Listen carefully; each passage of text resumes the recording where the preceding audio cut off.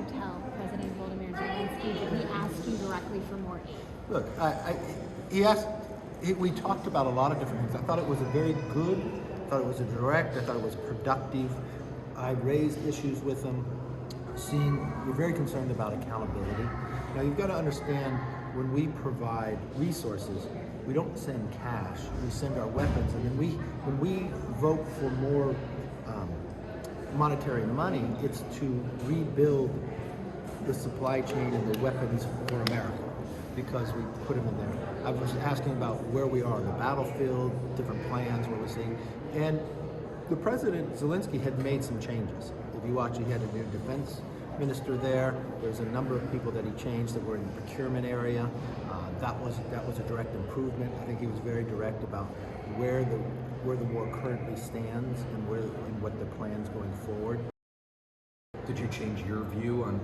Well, you've got to understand, my view has always been, I went to Ukraine for the first time in 2014 when Russia invaded. And I took a bipartisan group, and then I went to the White House and met with then Vice President Joe Biden.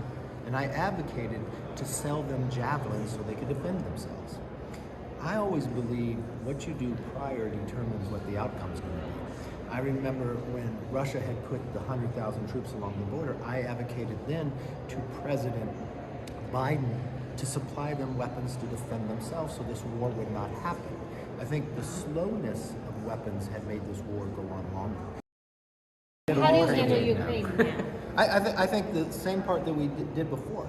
We're very honest, we're very open of what is needed, what's the direction, what is victory, and I think a lot of this doubt lies on President Biden. He hasn't made the case to the American public.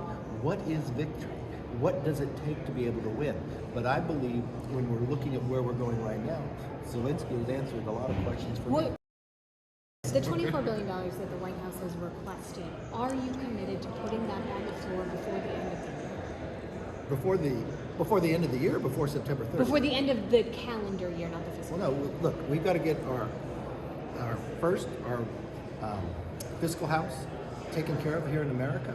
I'm more than willing to look at that, but the one thing I know is if the president's only focused on that, while you just had 10,000 people come across the border and he wants to ignore that, I think there are priorities here. I can walk and chew gum at the same time, but if he's only going to focus one place and not in America, I think he's focused in the wrong place. There's no way the Ukraine aid was on the CR then, sir? Look, right now the CR we have does not have that. We also have a lot of disasters in America, and you know the dearth is empty. I also think America has a lot of needs right now.